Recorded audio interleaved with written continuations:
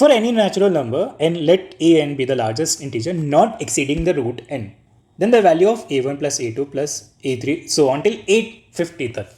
Now it's a quite simple question if you know कि यहाँ पे क्या बोला गया है, the largest integer not exceeding the root n.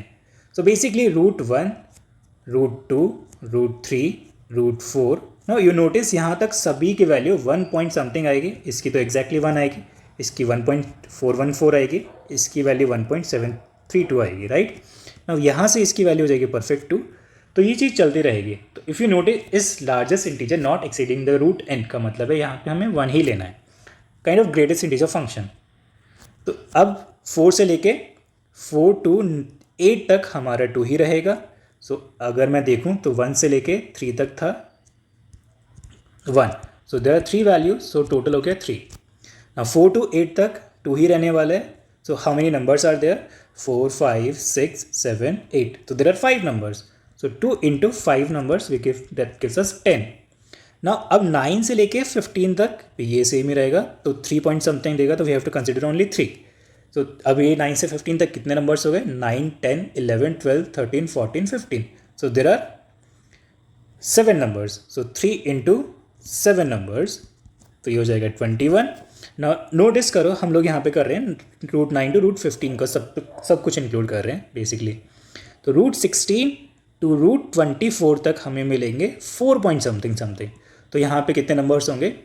4 into 9. So there will be 36 such numbers will be there. So 36 total value हो जाएगी.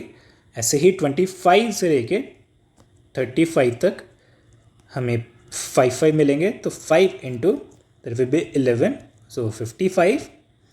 And 36 to 48 तक हमको मिलेंगे 6 पे वैल्यूज़.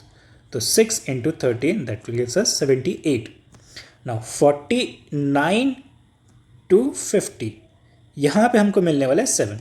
नाउ 7, तो 7 ऐसे दो वैल्यू होगी 49 एंड 50. तो देयर आर 2 वैल्यूज ओनली, तो 14.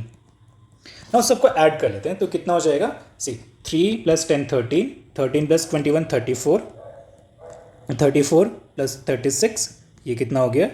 70. नाउ यहाँ तक डन. अब इनको ऐड कर लेते हैं. 5, 8, 13, 13 + 4 17, 5 + 7 12, 13 14. तो ये हो गया 147. नाउ 147 + 17 कितना हो जाएगा? 7, 1 एंड 217.